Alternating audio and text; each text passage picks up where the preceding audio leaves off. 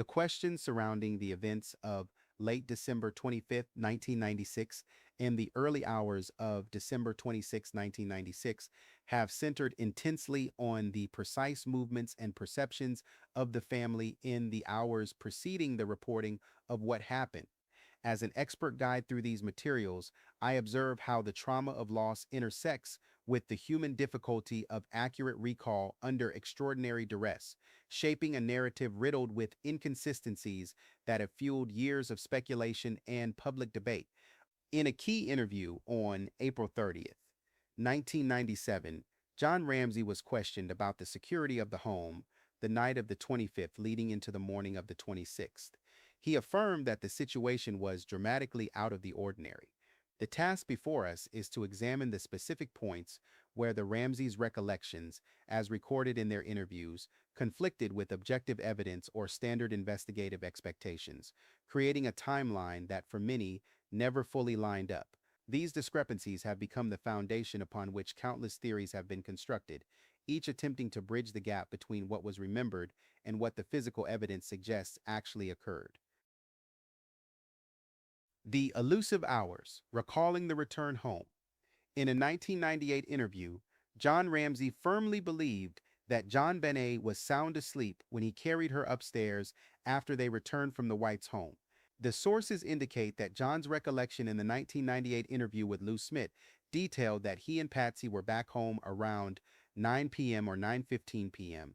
In the same 1998 interview, John states that he carried JonBenet upstairs where she was sound asleep. He recounts in a discussion related to his book that he got back to bed and read for a few minutes before he fell asleep. For John, this established a critical boundary. His daughter was safe and deeply asleep, making any subsequent activity by her outside the realm of possibility in his mind. The emotional gravity of this narrative is clear. If she was asleep, he had done his duty as a father, yet this reliance on a definitive time of sleep clashes sharply with later physical evidence. The certainty with which John held this memory speaks to a parent's need for order in chaos, for a definitive moment where all was well. This psychological anchor, the image of a sleeping child safely tucked into bed, became a cornerstone of the family's account. Yet, as investigators would later discover, this memory, however sincerely held, would prove difficult to reconcile with forensic findings that suggested a different sequence of events may have unfolded. A 1998 interview with Patsy Ramsey captures her account of the crucial moment of discovery, reporting she woke up between 5:30 a.m. and 6 a.m. as she prepared for the planned trip to Charlevoix. The reality of her morning was shattered by the discovery of the ransom note on the stairs. Patsy describes in a 1998 interview her frantic reaction upon reading the note, noting that she only glanced at a portion of it, seeing the warning not to call the police. The psychological effect of this sudden transition from mundane preparation to existential terror is profound. Patsy states in a later 1998 interview that she couldn't just look at it, and that she saw the warning seconds before calling 911. This immediate call, despite the note's explicit instructions, became a subject of intense scrutiny, though Patsy maintained that calling the police was the only action that made sense to her in that moment of crisis. The decision to call 911 immediately, despite the explicit threats contained in the ransom note, has been analyzed from every conceivable angle. Some view it as the natural instinct of a terrified mother, while others have questioned whether someone with genuine fear of an intruder would defy such clear instructions. Patsy's explanation that maternal instinct overrode the written warnings remains consistent across all her interviews. Yet the debate over this single decision continues to divide observers of the case. The ensuing hours of the morning of the 26th were defined by profound mental and emotional collapse, leading to understandable yet frustrating gaps in sequential memory. In a 1998 interview, John admits his timing is perpetually messed up regarding the sequence of events. He describes the period following the police arrival as a blur. Patsy, in a 1998 interview, also stated she was just immobile for all intents and purposes immediately after the discovery. An earlier 1997 interview highlights the complexity of memory when Patsy could not immediately recall her meal details for Christmas Day, noting, Why didn't somebody ask me that then? This reliance on fragmented recall, understandable given the magnitude of the tragedy, created a vacuum of certainty that outside observers struggled to fill, inevitably leading to questions about the family's control over the events. A timeline built on such frantic fragments is inherently fragile. It forces us to ask, when reality breaks, does memory default to the most comforting or the most logical narrative, or simply cease to function sequentially? This is an important question when we consider whether memory defaults to the most comforting narrative, because the most comforting narrative is one where we don't want to believe that something happened within the family circle. We don't want to believe that, and unfortunately, that possibility remains on the table. We all speculate, and we don't truly know, but it's a possibility we must consider. If we look at it logically and follow the investigative path to its conclusion, then, as Detective Tom Haney suggested when he looked at the internal evidence and said that if certain fingerprints were found, perhaps the answer lay closer to home, well, that's something John and Patsy didn't want to hear, but investigators needed their cooperation. Unfortunately, Patsy has passed away, so now it's just John and Burke who can provide answers to lingering questions.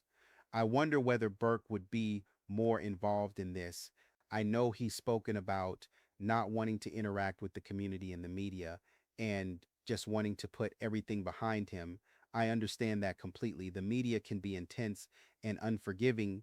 What I'm curious about is whether Burke has been in contact with investigators behind the scenes in a way that keeps it out of the media spotlight.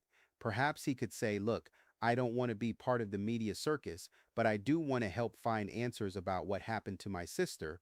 So I would appreciate it if our meetings were kept confidential. The first instance I discover that our discussions have been publicized, I'm done. I won't work with you anymore. But what seems to keep happening is that investigators, regardless of the regime, get focused on the family. They don't want to tell us that directly, but it's probably hard to move past that focus given everything that's been examined in this case. The evidence, the inconsistencies, the physical findings, all of it seems to point investigators back to the same place again and again, despite efforts to explore alternative theories and outside perpetrators. The critical time marker, the mystery of the pineapple, the discovery of partially digested pineapple in JonBenet's system introduced a hard physical metric into a fluid emotional timeline, creating an undeniable contradiction. The autopsy results did indeed find undigested pineapple in JonBenet's stomach. During a 1998 interview, Lou Smith confirmed to John Ramsey that the fruit was conclusively pineapple. No question. This established the fact that the child must have consumed the fruit at some point. Smith explained to John that based on the presence of the fruit in her digestive system, pathologists could offer varying opinions on the timeline, placing consumption anywhere from 2 hours to more. This meant that the timeline of her unconsciousness had to be reconciled with a precise physiological event. This forensic detail clashed directly with the Ramseys' firmly held recollections of the night. In the 1998 interview, John insisted that JonBenet was sound asleep when he carried her upstairs. He argued to the investigators that she didn't get up and that he and Patsy didn't feed her when we got home. Patsy, when confronted with the finding in a 1998 interview, was shocked, stating she did not know truly how the pineapple got in her system and that she very seriously doubts JonBenet would have fixed it herself. The discovery of a large bowl, possibly containing pineapple and a big serving spoon, on the dining room table in crime scene photographs suggested a late-night snack had occurred, a sequence the parents repeatedly denied initiating. Patsy expressed in a 1998 interview that the picture of the bowl looked strange to me. The bowl itself became a subject of intense focus. Crime scene photographs show it sitting on the dining room table with a large serving spoon, the kind of casual late-night snack setup that wouldn't be unusual in any household. Yet for investigators, this ordinary domestic scene represented something far more significant, physical evidence that directly contradicted the parents' account. If JonBenet was carried upstairs asleep and never woke up, How did pineapple end up in her digestive system? This question has never been satisfactorily answered. Faced with this contradiction, John Ramsey engaged in a profound effort to reconcile the physical evidence with the intruder theory, revealing the cognitive stress of holding two opposing realities. In a 1998 interview, John theorized that if JonBenet had consumed the pineapple after arriving home, the only plausible way was if it were someone she knew and trusted. He speculated that if Bill McReynolds, the family Santa Claus, had secretly promised to visit her that night, she would not have been alarmed. She would have hopped right out of bed, gone to the mall if he wanted to. John admits this line of thinking came from tidbits heard through investigators rather than personal knowledge. This imaginative reconstruction offered to explain the food consumption while preserving the integrity of their own non-involvement became a psychological bridge between the medical facts and the intruder narrative. The pineapple stands as a silent witness, forcing all interpreters of this case to confront the friction between the emotional truth of a parent's belief and the unyielding certainty of physiological time. Here's the thing, it's hard to reconcile the testimony with the evidence, because as we've looked at what was found, it has to make sense. If you're telling investigators that you didn't give JonBenet any pineapple, I think people with common sense have to step back and consider the contradiction.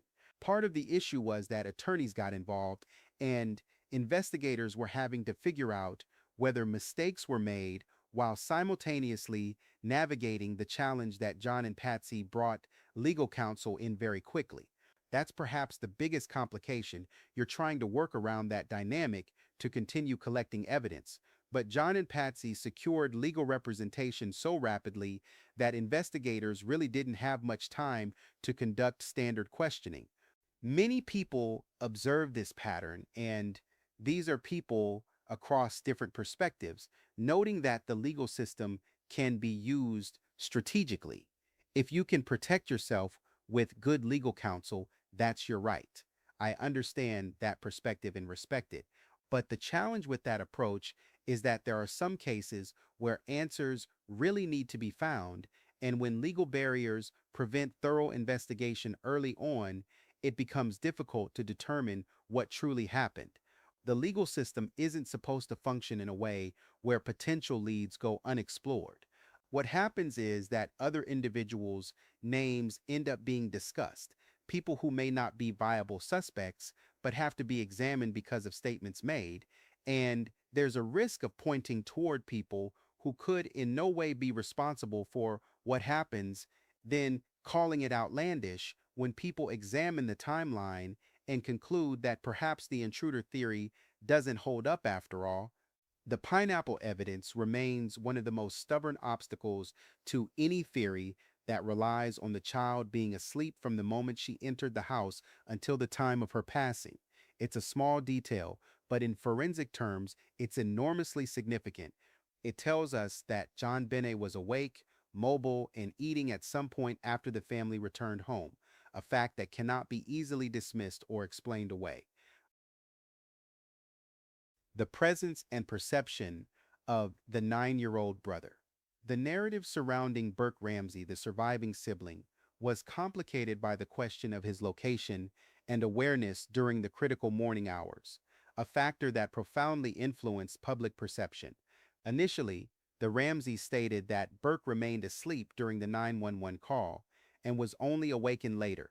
However, transcripts related to the Burke Ramsey versus CBS lawsuit cite forensic audio experts who suggested his voice could be heard on the 911 recording.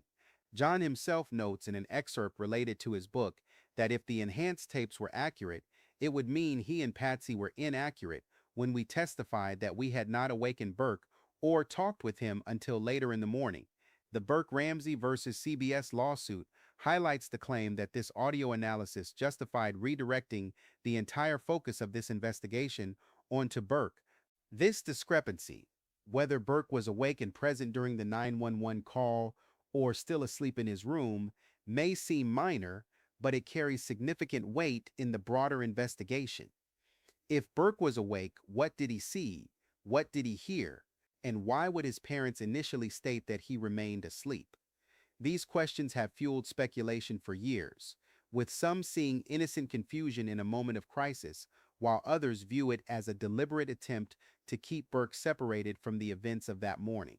The investigative materials show that Burke's demeanor and perceived attachment in the immediate aftermath became a source of suspicion even among investigators. A speaker referencing an early psychological interview of Burke, conducted 13 days after the event, observes that he never asked the detective if his sister had been found, what happened to her. This lack of probing questions from a child being questioned by an adult was interpreted in the Burke Ramsey versus CBS lawsuit as evidence of guilt or complicity. However, a 1998 interview with Patsy offers a mitigating psychological perspective. She states that the therapist treating Burke explained that children handle things differently, and that Burke may have been trying to hold it together and be real strong for John and I. Patsy recalls in a 1998 interview that when asked about his interviews, Burke simply replied, "They were the most boring thing I have ever done in my life." Child psychology experts have long noted that children process trauma in ways that can appear unusual or even inappropriate to adults. A child who doesn't ask questions may be protecting themselves from information they're not ready to process. A child who seems detached may be employing a coping mechanism that allows them to function in an unbearable situation. Yet these nuances are often lost in the rush to judgment, particularly when a case attracts the level of public attention this one did. The continuous public scrutiny and the focus on Burke underscored the difficulty a private family faces when their lives are turned into a public spectacle, and every human reaction is pathologized. The Burke Ramsey versus CBS lawsuit outlines how investigators held it against Burke that he failed to ask probing questions during his December 26, 1996 interview. In the Dr. Phil transcript, Burke himself reflects on the media's profound impact, noting that their presence was a chaotic nightmare and that the scrutiny instantly made him a very private person, highly skeptical of any media engagement. As John Ramsey lamented in a separate interview, the family believed they were facing a terrible dichotomy where they were trying to recover from the loss of their child while simultaneously being scrutinized to the nth degree by the public and media. The need for the public to find a pattern often overrides the reality of human variability. In a crisis where control is lost, the surviving child's quiet struggle becomes yet another canvas for speculation, perpetually searching for truth in silence. I feel deeply for Burke and all of the scrutiny he's received. I really do, because he was a 9-year-old child going on 10 just a month shy of his 10th birthday. And as a child, there is so much you're dealing with and trying to process. We can be fair and acknowledge that Burke didn't grow up with a childhood similar to most of ours, those of us who may have had a regular childhood and didn't have to deal with cameras constantly or different media outlets suggesting you were responsible for what happened to your sister. We didn't have to deal with that kind of pressure at such a formative age. On one hand, for people who believe the Ramseys may have had something to do with what happened, this focus makes sense, and these people are not trying to cause harm to John and Patsy. They are trying to get to the truth of the matter. They understand that the truth might mean that this was something that happened to JonBenet from within her immediate circle. Those people understand that finding answers might involve looking at the family, and what they're not trying to do is assign blame unfairly. They're trying to follow the evidence wherever it leads. But the challenge is that it might unfortunately come dangerously close to parts of the family that other people on the other side of this debate are not comfortable examining. And I think psychologically, these people are saying, I don't want to live in a world where a child could do something like this, or a parent could do something like this, or a family friend. But the fact of the matter is that as human beings, when something like this happens, it's done by somebody, and the research is there for a reason. The research shows that often it's somebody who's close to the individual, and that research exists for good reason. Statistical data from decades of cases consistently shows that when a child loses their life in this manner, the perpetrator is typically someone within the immediate or extended family circle. This isn't speculation, it's pattern recognition based on countless investigations. And while each case must be examined on its own merits, investigators cannot ignore these probabilities when determining where to focus their efforts. When we look back at Cain and Abel, Cain was the brother of Abel. We have one of the earliest examples, biblically speaking, of one sibling being responsible for what happened to another. If that's within the family of the first family, if you're a believer, then it's clearly possible the investigative community knows this. And so it's not without reason that people are advocating for looking internally at all possibilities. This isn't about wanting to believe the worst about people. It's about following investigative protocols that have proven effective across thousands of cases. The truth, whatever it may be, deserves to be pursued with thoroughness and objectivity, even when that pursuit leads to uncomfortable places. As always,